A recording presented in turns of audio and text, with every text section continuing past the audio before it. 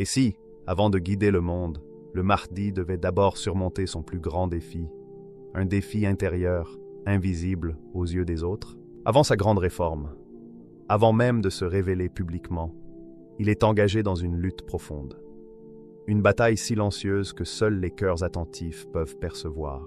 La nuit est paisible, mais dans l'invisible, une épreuve intense se déroule.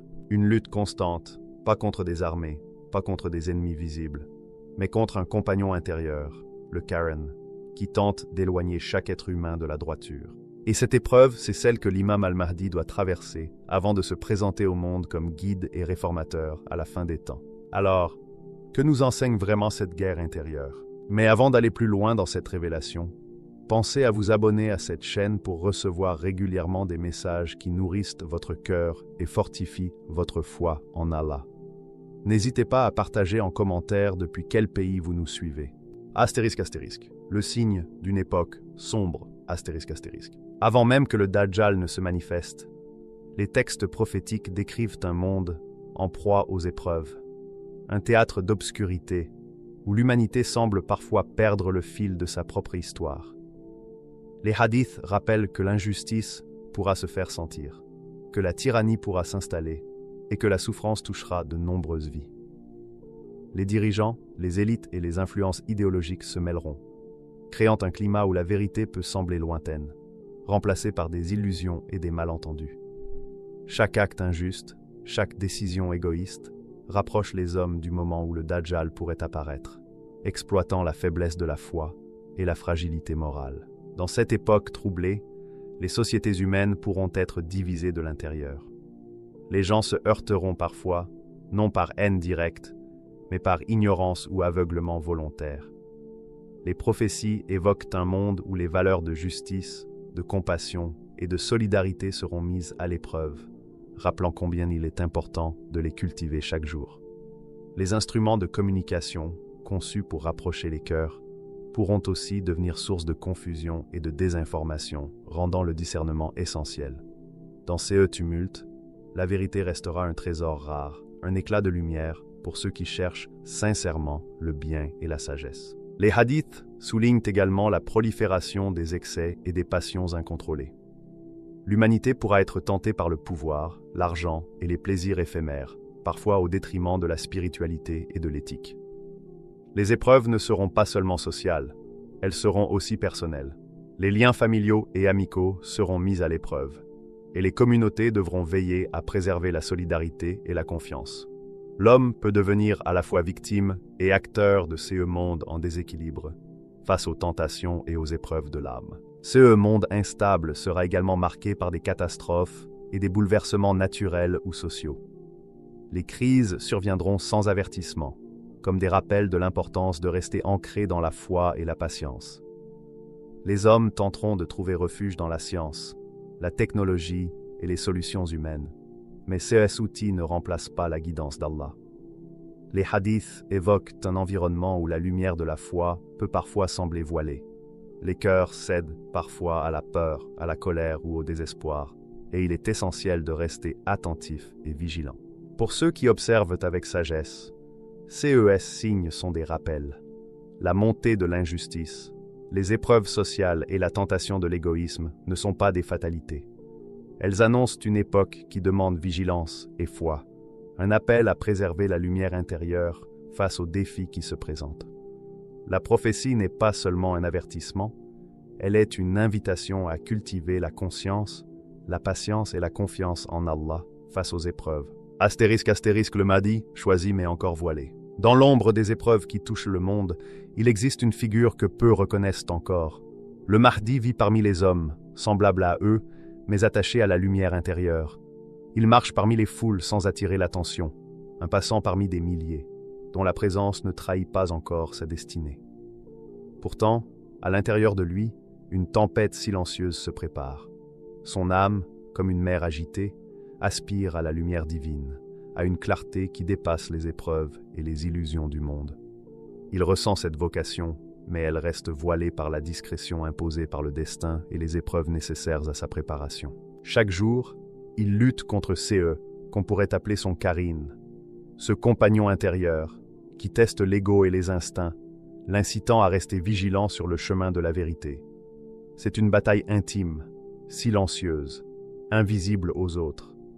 Les désirs, les doutes et les peurs surgissent comme des vagues, mais il apprend à les observer sans se laisser emporter. Il sait que chaque choix et chaque pensée construisent sa route vers sa mission. Cette tension entre lumière et obscurité forge son caractère et le prépare à affronter non seulement les épreuves du monde, mais aussi celles de l'âme humaine. Son quotidien reste celui de l'anonymat. Il travaille, parle, rit et souffre comme tous les autres, mais derrière ce masque, chaque geste porte un sens.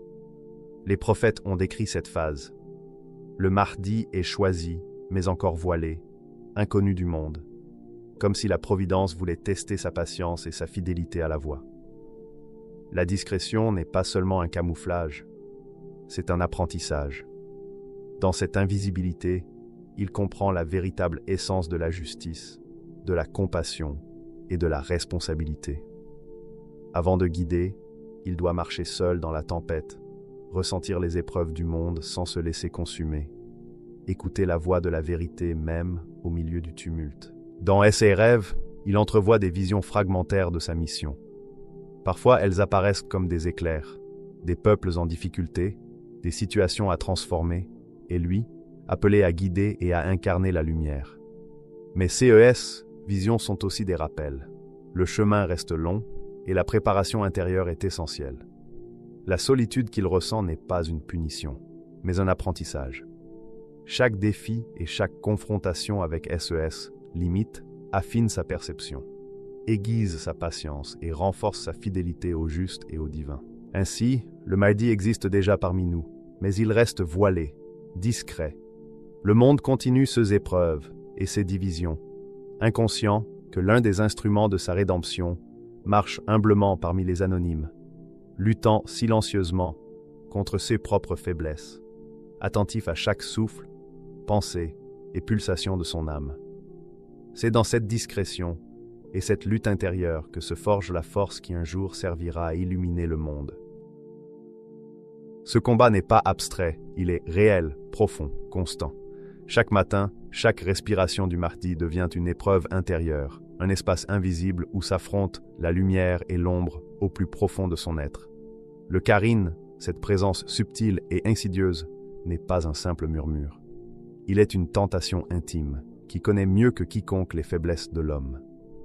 Il ne frappe pas avec des armes visibles, mais avec les pensées, les doutes, les désirs et les regrets.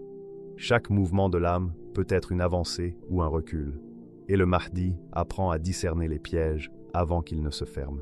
Il y a des instants où la fatigue, la tentation ou la colère deviennent séduisantes, promettant la facilité, le confort ou le pouvoir immédiat. Dans ces moments, le Karin s'insinue, glissant suggestion dans les zones fragiles de l'esprit. Il exploite les cicatrices anciennes, les blessures invisibles, les ambitions silencieuses. La lutte ne se voit pas, elle se ressent. Le cœur s'agite, les pensées vacillent, l'esprit tremble sous la pression. Le Mahdi doit résister non par force brute, mais par vigilance et clarté. Chaque victoire devient une méditation, chaque difficulté une leçon. Cette guerre intérieure se déroule dans le silence. Personne ne voit les combats nocturnes, les tourments du cœur, les dilemmes moraux qui éprouvent le Mahdi. Il est seul, mais jamais abandonné. La lumière divine est toujours à portée, à condition d'une attention sincère et d'une fidélité sans faille. L'ombre et la lumière s'affrontent dans une danse secrète. Le Karin suggère, tente d'ensemencer la peur et le doute, tandis que l'âme du Mahdi se dresse, respire profondément et renouvelle son choix. Chaque souffle devient un rappel de foi. Chaque pensée tournée vers le bien devient un bouclier contre l'orgueil et l'illusion. Ces conflits n'a ni pause ni trêve. Ils se manifestent dans les gestes quotidiens, dans les relations humaines, dans la gestion des émotions et des impulsions. Le Mahdi découvre que la véritable bataille ne se gagne pas dans les affrontements visibles, mais dans la maîtrise intérieure, choisir encore et encore entre ceux qui attirent et ceux qui élèvent. Même le doute devient un test dans cette épreuve. Il interroge la détermination, purifie la foi et révèle la résilience de l'âme. Le moindre relâchement peut nourrir l'ombre, et pourtant, cette vigilance forge une force intérieure que rien d'extérieur ne peut briser. Dans cette dynamique, le Mahdi comprend que le Qarîn est paradoxalement un professeur rigoureux.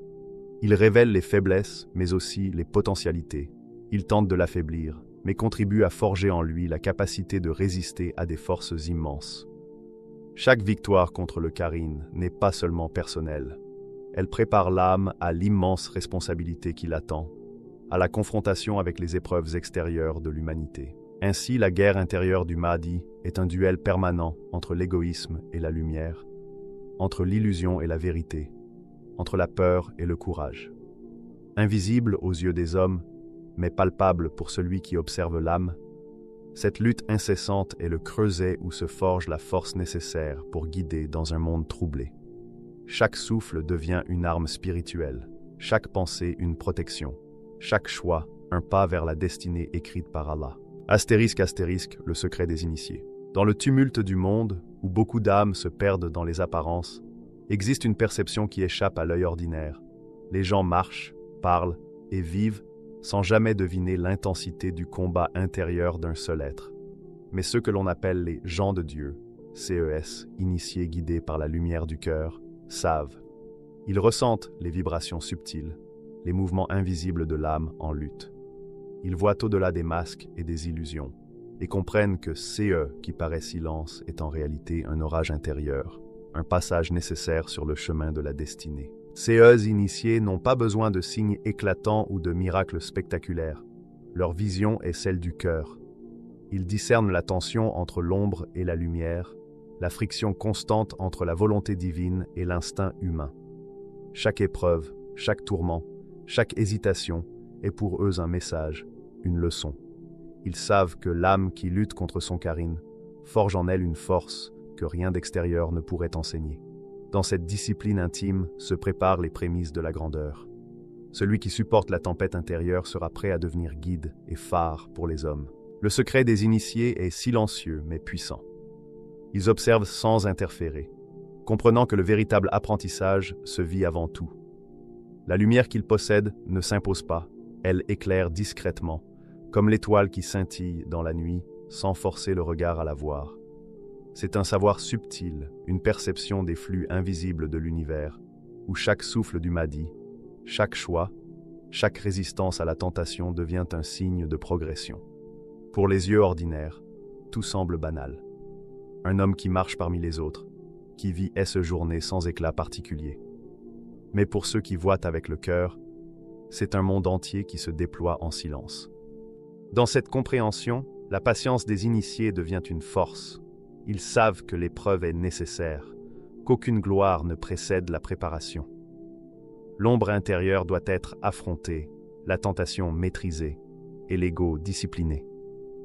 Ce n'est qu'après ces passages que l'âme peut se révéler pleinement, prête à guider avec justice et clairvoyance. Les initiés, par leur discernement, deviennent comme des gardiens invisibles. Ils ne modifient pas le combat, mais témoignent de sa réalité et soutiennent, par leur présence silencieuse, le flux de la destinée. Ainsi, le secret des initiés est double. Il révèle et il protège. Il dévoile CE qui est caché aux yeux du monde, tout en conservant son mystère. CE, savoir intérieur, ne se proclame pas, ne se montre pas. Il s'insinue dans le cœur de celui qui est prêt à comprendre. Pour eux, chaque victoire sur le Qarîn, chaque geste de patience et d'intégrité est une étincelle de lumière préparant la mission divine du Mahdi. Ils savent que CE, passage secret, bien qu'invisible, est la clé de CE qui suivra. Celui qui maîtrise la tempête intérieure pourra un jour guider avec sagesse dans le monde extérieur. Le monde, pour la majorité, ignore encore tout de cette lutte. Mais les initiés savent. Ils savent que le silence n'est jamais vide, que l'ombre n'est jamais totale, et que derrière chaque épreuve intime se cache la promesse d'une lumière qui transformera le destin des hommes. L'épreuve des élus. Ce combat intérieur n'est pas l'apanage du Mahdi. Il s'inscrit dans une tradition millénaire. Tous les prophètes, tous les saints qui ont traversé le temps ont dû affronter cette même épreuve invisible. Chaque souffle, chaque pensée, chaque choix constitue un champ d'apprentissage où se mesurent la patience, la foi et la lumière de l'âme. Plus l'homme est élevé dans sa vocation, plus l'épreuve devient exigeante, car les tentations se multiplient, pour tester ceux dont la responsabilité sera grande. Les grands élus n'échappent pas aux défis. Ils sont amplifiés, subtils, incitant à l'introspection et à la vigilance. Imaginez un espace où l'âme est le terrain d'un défi intense. Les illusions de l'ego apparaissent comme des obstacles, façonnés par les désirs et les distractions du monde. Elles poussent l'âme à douter ou à se détourner de la lumière. Mais le prophète, le saint, le Mahdi, avance, armé de conscience et de discernement. Chaque effort pour surmonter ces obstacles est un acte de purification. Chaque résistance est une victoire silencieuse, invisible aux yeux du monde, mais essentielle pour l'épanouissement futur de l'âme. La lutte se joue dans le cœur, dans l'esprit et dans la fibre même de l'être, parfois ressentie physiquement comme un rappel constant à la vigilance. L'épreuve des élus est aussi une forge. Comme le feu purifie l'or, les difficultés purgent l'âme de ses attachements et de ses illusions. Ce processus demande courage, humilité et discernement. Les obstacles ne sont pas toujours évidents. Certains sont subtils, déguisés en nécessité ou vertu du monde. La patience devient une force, la foi un bouclier, et la lumière intérieure un guide dans la tempête. À chaque conquête de soi, l'âme se libère un peu plus, prête à recevoir la guidance divine et à agir en harmonie avec elle. Dans cette épreuve, le Mahdi n'est pas seul. Il s'inscrit dans une lignée, une chaîne invisible reliant tous ceux appelés à incarner justice et lumière. Chaque saint, chaque prophète, a laissé une empreinte de force, une voie que le suivant peut reconnaître et suivre. Mais cette épreuve est unique pour chacun. Le Mahdi affronte ses propres faiblesses, et c'est cette singularité qui forge son identité et sa capacité à guider les hommes. L'intensité de cette purification ultime est proportionnelle à la mission. Plus la responsabilité de l'âme est grande, plus les défis intérieurs sont exigeants. Les tentations se concentrent sur celui qui portera la lumière la plus éclatante, car le monde extérieur reflète ces combats intérieurs. Surmonter les obstacles de l'ego n'est pas seulement un acte spirituel, c'est la condition pour que la lumière de l'esprit brille pleinement et pour que l'âme devienne un instrument clair et puissant, capable d'éclairer la voie dans un monde en quête de guidance. Ainsi, l'épreuve des élus est à la fois exigeante et nécessaire. Invisible et silencieuse, elle forge les leaders spirituels, les guides et les prophètes. Chaque victoire, chaque acte de discipline et de fidélité à la lumière divine prépare l'âme à accomplir sa mission. Et c'est dans cette lutte que naît la grandeur véritable, celle qui transforme non seulement l'individu, mais aussi le destin de l'humanité. Astérisque, astérisque, la victoire décisive. Le moment tant attendu arrive enfin. Après des années de lutte intérieure, de vigilance face au Karen et de purification de son âme, le Mahdi franchit le voile séparant la réalité visible de la réalité spirituelle. C'est un passage silencieux mais monumental, un instant où la lumière intérieure, jusque-là contenue, s'épanouit et enveloppe chaque fibre de son être. Le silence devient éclat, le doute se dissipe, et l'âme, libérée de ces entraves invisibles, s'élève vers la perfection qui lui était destinée. La victoire sur le Karen n'est pas simplement la maîtrise d'un défi intérieur, c'est l'accomplissement d'un cycle ancien, la confirmation que la lumière de l'esprit a triomphé de l'ombre. À cet instant, le Mahdi reçoit un couronnement spirituel, invisible aux yeux du monde mais tangible dans la dimension de l'âme. Il devient le calife guidé par Allah, incarnant justice et vérité dans un monde parfois aveuglé par l'illusion. Sa mission, préparée dans le secret de son cœur, prend forme dans la réalité extérieure. La scène est saisissante. Le Mahdi se tient comme un phare invisible, illuminant la voie pour ceux qui cherchent la vérité. Sa présence transforme l'atmosphère, rend perceptible l'énergie de la justice imminente et influence subtilement le monde autour de lui. Les murmures du passé, les épreuves et les sacrifices convergent en un éclat de lumière qui dissipe l'ombre. Ceux qui possèdent la vision intérieure, les initiés, reconnaissent cette manifestation et s'inclinent devant l'ampleur du triomphe spirituel. Mais la victoire du Mahdi n'est pas une simple apothéose, elle est le point de départ. Avec la maîtrise de son Karen, il devient capable de guider les hommes avec sagesse, de confronter les forces qui plongent le monde dans la confusion et de rétablir la justice. Chaque acte, chaque parole, chaque geste est dirigé par la lumière divine. Il n'est pas seulement un leader, Il est un guide spirituel dont la mission est d'éclairer les cœurs, de purifier les esprits et de dissiper les illusions qui égarent l'humanité. La victoire intérieure se reflète dans le monde extérieur. Les cœurs sensibles à la justice ressentent cette transformation et se tournent vers lui, attirés par la clarté de la lumière spirituelle. Le voile de